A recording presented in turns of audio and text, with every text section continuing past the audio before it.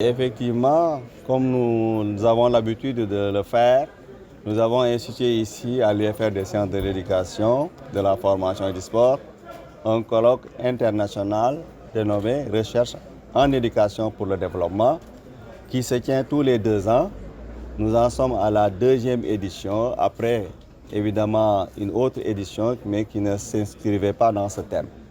Donc nous organisons le colloque pour échanger sur des thématiques parce que notre mission principale en tant qu'enseignant-chercheur, c'est la recherche et la diffusion de cette recherche sous forme d'enseignement, mais sous forme de congrès et de ce colloque. Le colloque donc répond à la mission principale de diffusion des savoirs. Et ces savoirs, aujourd'hui, nous voulons les orienter autour de la recherche en éducation pour le développement. Et le thème de cette année, c'est de la petite enfance à l'âge adulte. Et évidemment, c'est pour répondre à la problématique sur comment repenser et transformer nos pratiques actuelles en éducation pour agir sur le développement du capital humain qui est très bas parce que se soutient à 0,40 et qui devrait être relevé au minimum à 0,6. Et ça dit qu'aujourd'hui, il y a beaucoup de difficultés, sinon les comportements, justement, il y a beaucoup de choses à revoir. Oui, effectivement, quand vous voyez les exigences de développement, quand vous voyez les difficultés que rencontrent les acteurs de l'éducation, que ce soit les enseignants, que ce soit les parents, que ce soit les apprenants, quand vous regardez les infrastructures, quand vous regardez toutes les situations d'éducation et de formation, tout ce que nous rencontrons comme problème, vous allez trouver qu'il y a un soubassement. L'éducation se situe au cœur de cette problématique-là.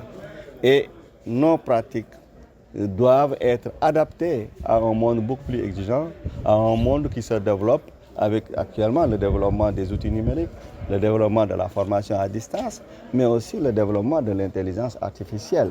Donc nous devons nous inscrire, si nous, en tant que pays Sénégal qui se situe en Afrique, et si nous voulons nous situer dans le développement et la modernité, nous devrons penser et repenser nos pratiques en éducation et en formation. C'est la raison pour laquelle nous avons dit la petite enfance, c'est là où il faut agir. Parce que si nous voulons redresser le développement du capital humain, il faudra, dès la petite enfance, stimuler l'enfant sur le plan cognitif. Et évidemment, pour le Sénégal et pour l'Afrique, nous devrons voir, parce que les recherches en psychologie cognitive ont montré que c'est les 1000 premiers jours où se joue l'essentiel du développement cognitif. 80% du développement du cerveau se joue dans les 1000 premiers jours.